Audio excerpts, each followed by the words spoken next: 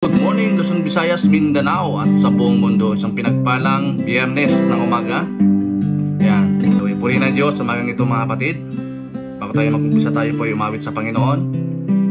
Alayan natin siya ng papurit pagsamba sa araw po na ito. Tunay nga sa lahat ng oras siya po ay mabuti. Sa lahat ng panahon hindi nagbabago ang kanyang kabutihan sa ating mga buhay. Yes Lord, hallelujah. Mahal kita, walang hanggan ang iyong biyaya. Buong buhay hawak mo sa iyong kamay. Mula sa aking pagmula hanggang sa pag-ibig, awitin ko ang kabutihan ng Diyos. Ika'y tapat sa habang buhay, ka'y mabuti magpakailanman. Hanggat ako ay nabubuhay, awitin ko ang kabutihan ng Diyos. Ang tinig mo siyang gabay sa kahirapan. Nariyan ka sa gitna ng kadiliman. Ika'y aking kaibigan, o Diyos aking Ama. Ako'y buhay sa kabutihan ng Diyos. Ika'y tapat sa habang buhay. Hallelujah. Ika'y mabuti magpakailanman. Hanggat ako ay nabubuhay, awitin ko ang kabutihan ng Diyos. Kailan may di magbabago ang kabutihan mo. Kailan may di magbabago ang kabutihan mo. Buong buhay ko'y iaalay ko agad para sa'yo. Kailan may di magbabago ang kabutihan mo. Yes, O God. Ika'y tapat sa habang buhay, ka'y mabuti magpakailanman. Hanggat ako ay nabubuhay, awitin ko ang kabutihan ng Diyos. Awitin ko ang kabutihan ng Diyos. Salamat sa kabutihan, Panginoon. Salamat sa katapatan, Panginoon Diyos. Tunay karapat-dapat po kayong tumanggap ng papuri, pagluwalhati, pagsamba sa umagang ito. Hallelujah, Lord. Nagkakatiwala po namin sa iyong magpalang kamay. Ang aming gawain ngayong umaga, ang daily devotion, Lord God. Ikaw po maghari, O Diyos. Ikaw po manguna. Thank you, Lord God, all the glory, honor, and praise in Jesus' name. Amen. Amen. Ayan, good morning na. Good morning na sa bawat isa ng mga naka-online na mga kapatid. Purihin po ang Diyos sa umagang ito. So without further ado, tayo na po ay magpatuloy sa ating pong tinatalakay patungkol po sa the power of peace and wisdom. Ang pangako ng tunay na kapayapaan, no? So ngayong umaga, ang topic po natin about the peace of God's rule. Ang kapayapaan ng pamamahala ng ating pong Panginoon. Sabi po ng Colossians chapter 3 verse 15, and let the peace that comes from Christ rule in your hearts. For as members of one body, you are called and live in peace, and always be thankful. Sa Tagalog, At hayaang manghari sa inyong mga puso ang kapayapaan nagmumula kay Kristo, sapagkat bilang mga miyembro ng isang katawan ay tinawag kayo upang mamuhay sa kapayapaan at laging magpasalamat. Yan, purihin na po ang pagkabasa ng dakilang salita ng Diyos. Iyon po ang plano ng Panginoon na tayo po ay manangan sa kanyang kapayapaan. Okay, sabi po ng Isaiah chapter 26 verse 3, "You will keep in perfect peace those whose minds are steadfast because they trust in you." Manatili kang ganap na kapayapaan, manatili ka sa ganap na kapayapaan, yaong ang mga pag-iisip ay matatag dahil sila ay nagtitiwala sa iyo. The power of peace refers to the inherent strength, influence, and positive outcome derived from a state of tranquility and harmony, which can be found in personal, spiritual, and social contexts.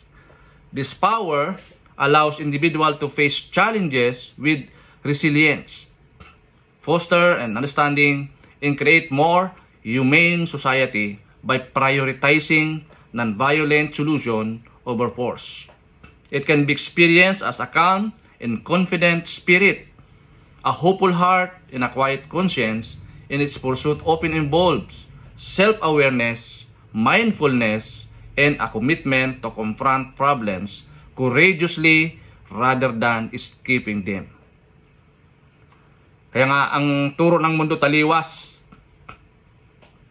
sa tinuturo ng ating pong Panginoon. Our world that we live in is restless, filled with fear, conflict, and uncertainty.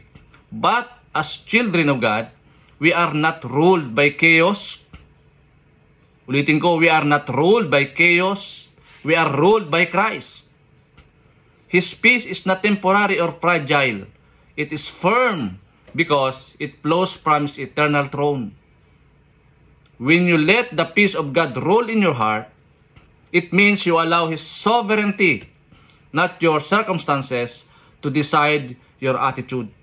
It means you walk by faith, not by fear, or not by sight. It means you release bitterness and choose forgiveness. It means you can stand calm in trials because you know your King reigns over them all. Do not allow anxieties, anger, or the world noise to govern your heart. Instead, surrender daily to the Prince of Peace. Let His peace be umpire that calls every decision, every reaction, and every step you take today. Live as witness of His peace. Let others see that Christ truly reigns in you. Because when His peace rules your heart, His glory shine through your life.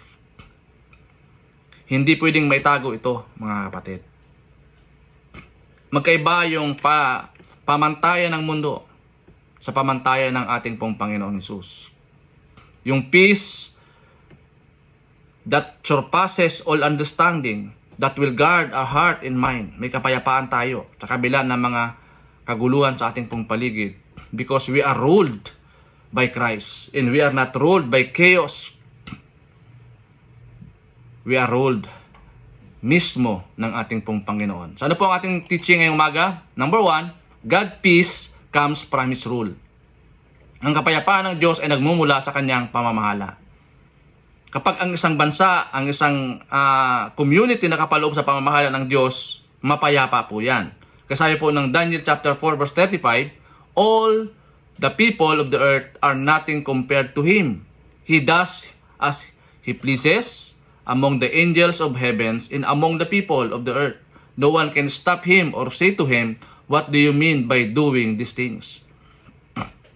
Walang pwedeng mag-argue sa ating pong Panginoon.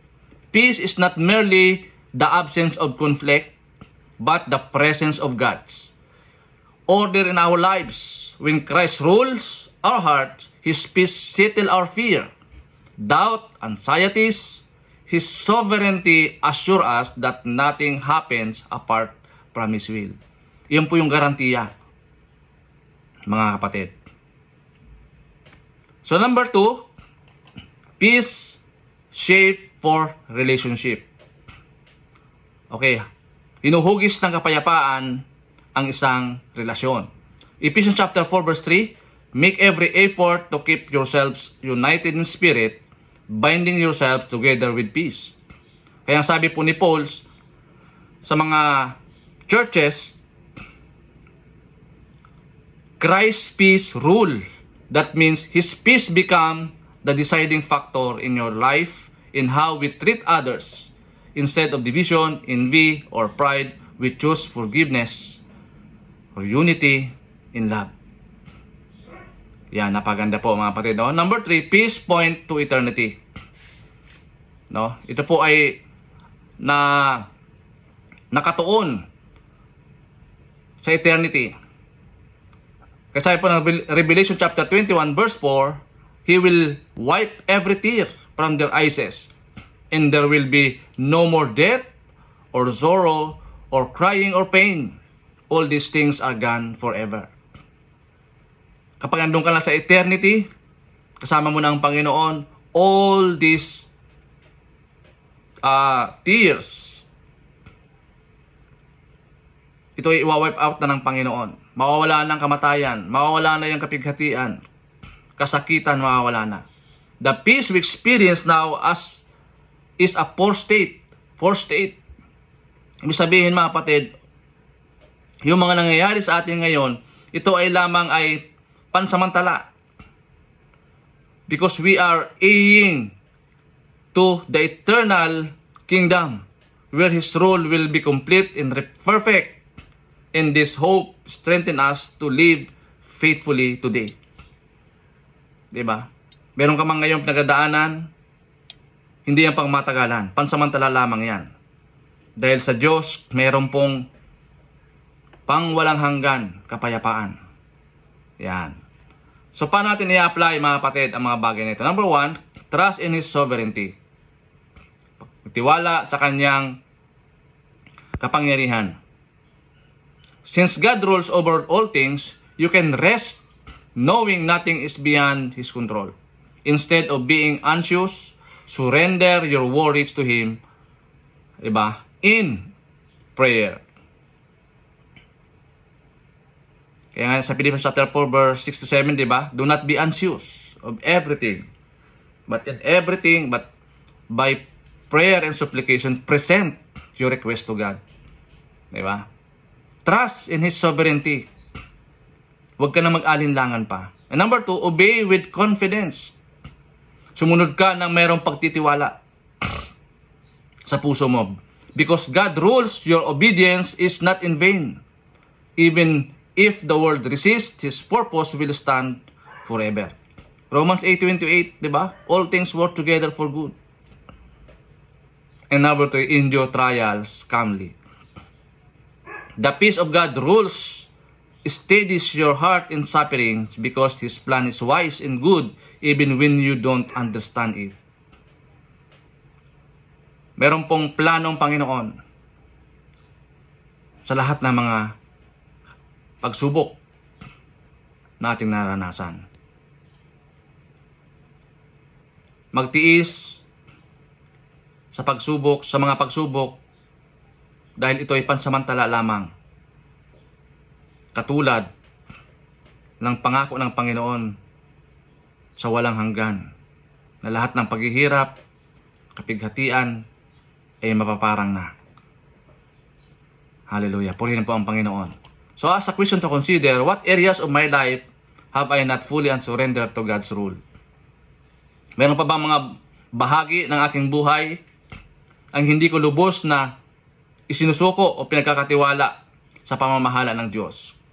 Kung meron pa mga kapatid sa buhay natin, surrender it to the Lord and ask the Lord to govern our heart, our whole being, and renewed us by the power of the Lord Jesus Christ. Thank you, Lord God, sa umagang ito. Lord Jesus, thank you for the promises of peace. And let your peace rule in our hearts today. Calm my fears, guide my step, and help me to trust your perfect will. Fill me with love, patience, and unity with others. I rest in your rule and give you thanks forever, Lord. Salamat po sa kapayapaan na pinagkaloob mo sa amin, Panginoon, na kahit may mga pagsubok, naroon yung assurance, Lord, na meron kaming eternity together with you, Lord, sa kalangitan. Salamat po sa araw po na ito. Gawin niyo pong mabunga ang lahat ng aming gagawin sa maghapon. Pagharian po kami ng Santong Espiritu, Panginoon Diyos. Dalangin ko rin, Lord, sa aking pong mga kapatid na meron pong mga karamdaman ngayong araw. Dalangin ko na ipadalin niyo po ang kagalingan nagmumula po sa inyo. Ipuin niyo po ang kanilang mga puso, O Diyos. Ipadali yung kagalingan, Panginoon, na nagmumula sa iyo. And also, kami po yung nakikigalak sa mga kapatid namin na mayroon pong pagdiriwang ng kanila pong mga birthdays, anniversaries, Panginoon. Salamat po sa mga buhay po nila. Patuloy mo silang pagpalain, exceedingly and abundantly. Salamat, Lord, sa araw na ito. The love of God the Father, and by the grace of the Lord Jesus Christ, and by the sweet fellowship of the blessed Holy Spirit, be with us all today, now and forever. Amen.